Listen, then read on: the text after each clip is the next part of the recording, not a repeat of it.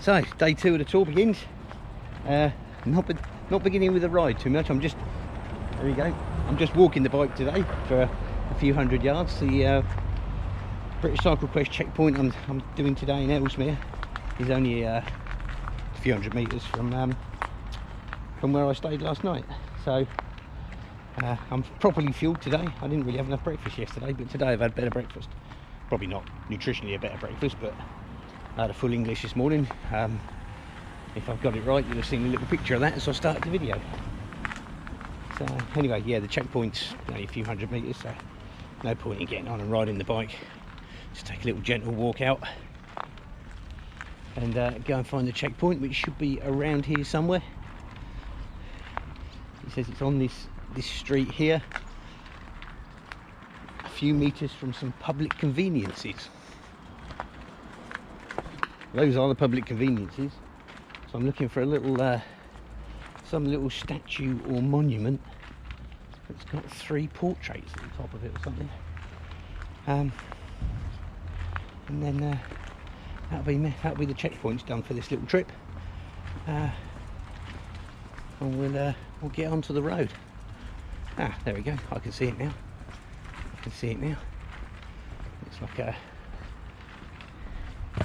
strange iron sort of statue. There you go. You can see it there. So that looks like it. I've got to get some information. Off of this.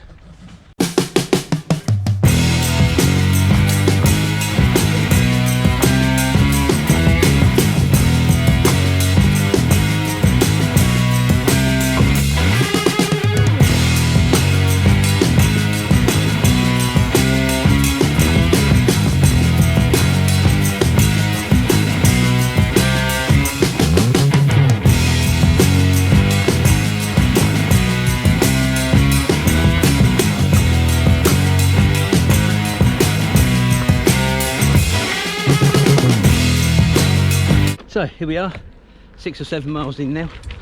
I must have crossed into Wales at some point. Didn't see a sign, but then most of the route from Ellesmere has been, again, very quiet country lanes like this.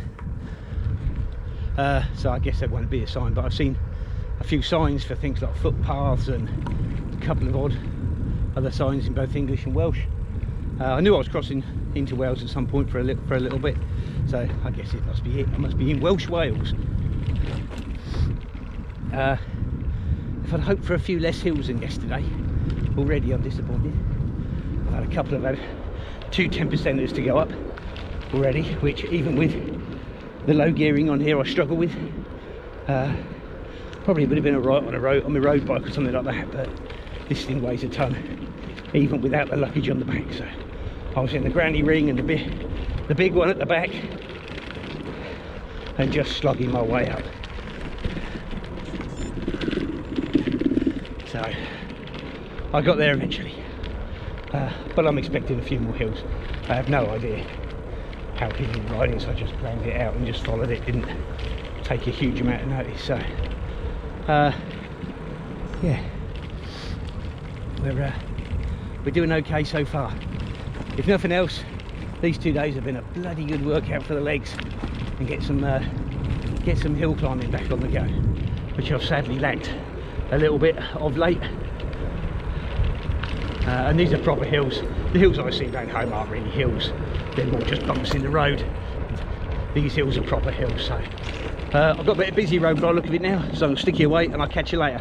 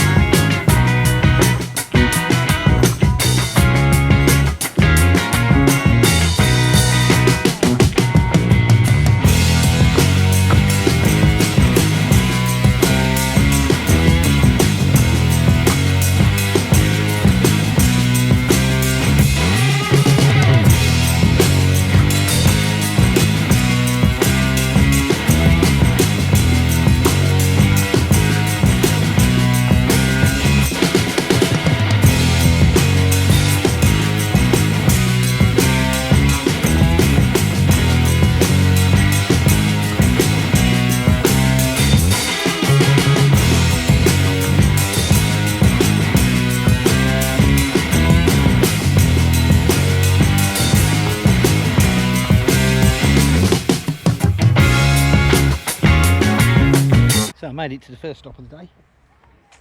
Well, second stop I guess if you count the checkpoint at the start, but Beeston Castle. This was the only other place I really wanted to go to today. I love going to these national heritage, English heritage and national trust type places. For me, this is what I like most out of cycling. I love getting out. I do like getting out and touring. Yeah, I've joined Welcome Cycle Club this year, and that's been great, going out on group rides and going a bit faster and that sort of thing. But actually getting out, touring, seeing the countryside, seeing places like this is what I like most. Spending all day doing 40, 50, maybe 60 miles at the most, and just seeing some of the countryside and seeing some of the beautiful places that we have in this country. There's the entrance to the castle, you can see it behind me there. And then there's a big hill up there which I'm about to walk up to the main part of the castle at the top. So I will show you a bit of that when I get there.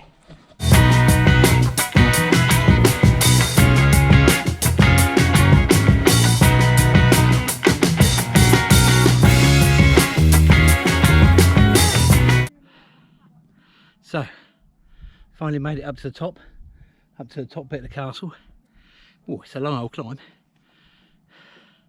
Puffed out, almost puffed out as much as I was climbing up some of them hills on the bike, but I'll tell you what, I'm just going to move on a little bit to get a slightly wider shot. It is worth it. The view from here is spectacular.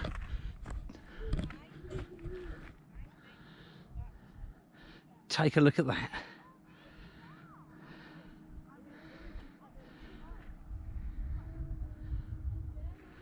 There you go.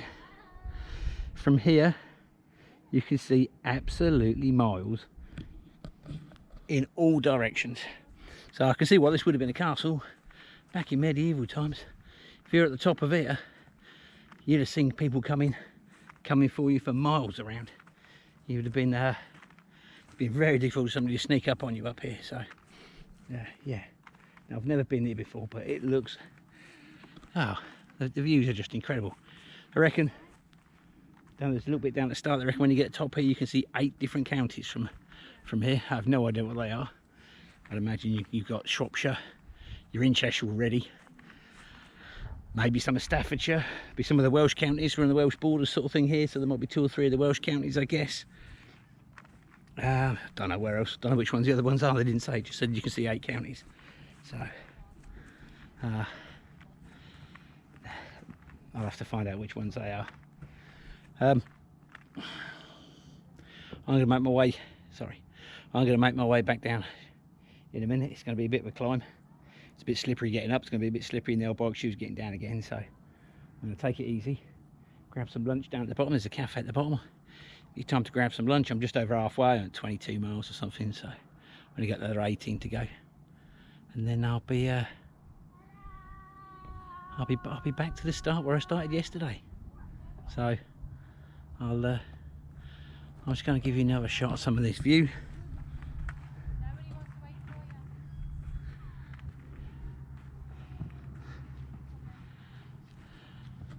There you go, and I will see you later.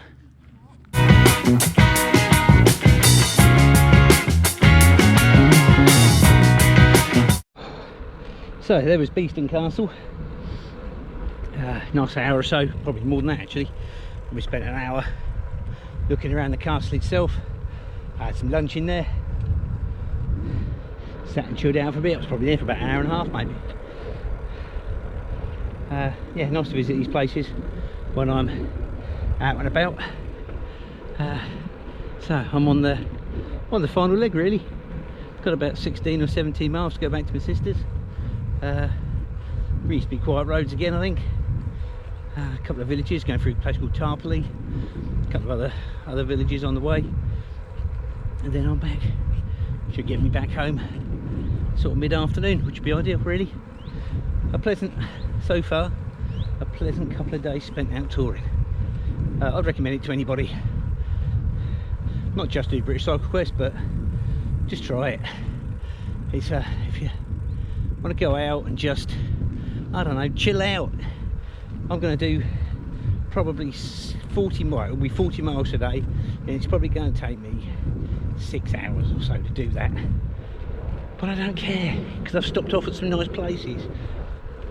I've looked at some of you know, some of our old heritage, had a nice lunch, and just generally chilled. And that's what it's all about sometimes for me. I'm struggling to get going now after lunch, to be honest with you. So I might have to put you away and just get my head down and just keep going a little bit till my lunch goes down. So probably have a little bit of a chat later on. So I'll see you in a bit.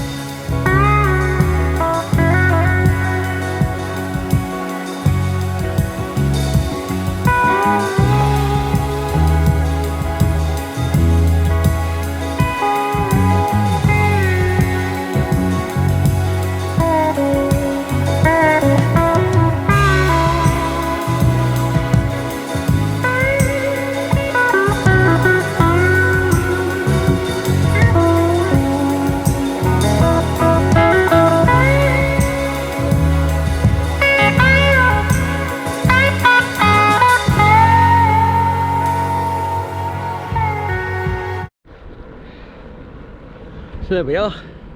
I'm nearly at the end of my 2-day tour. I've got, according to the Garmin, about 3 miles to go back to my sister's. Then and get some more of these lovely country lanes, which seems to be pretty much all I've ridden down for the last 2 days. So it's 100 miles will be by the time I've done, over 2 days, 60 and a 40. 2 British Cycling Quest checkpoint visited, 1 English heritage castle visited, a B&B, a big dinner last night, big breakfast this morning. So all in all, a pretty good couple of days out cycle touring. Like I said a while ago, if you ever thought about it but never done it, get out and do it. Borrow a bike if you haven't got one, hire one, give it a try. You don't need a lot of gear. I mean, I've got 2 panniers. There you go, you can see the 2 panniers on the bike. If you look at some of the pictures on Instagram or on the Facebook page, you'll see what I've got in that as well. Afternoon. But actually, I'm known for being a bit overcautious about what I need, and I've probably bought a little bit more than I need.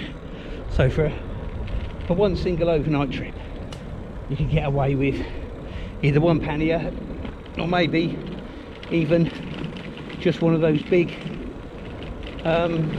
like saddle pack things that you can get, the big extendy ones a lot of the gravel riders use.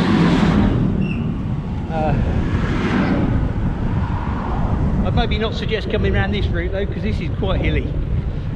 2,800 feet of climbing yesterday. It's going to be about 1,800 feet again today. I think because it was a shorter day today, there will be less climbing, but I think when if you do the maths, the ratio of distance travelled to feet climbed will be much similar. So both fairly tough days if you're not used to it.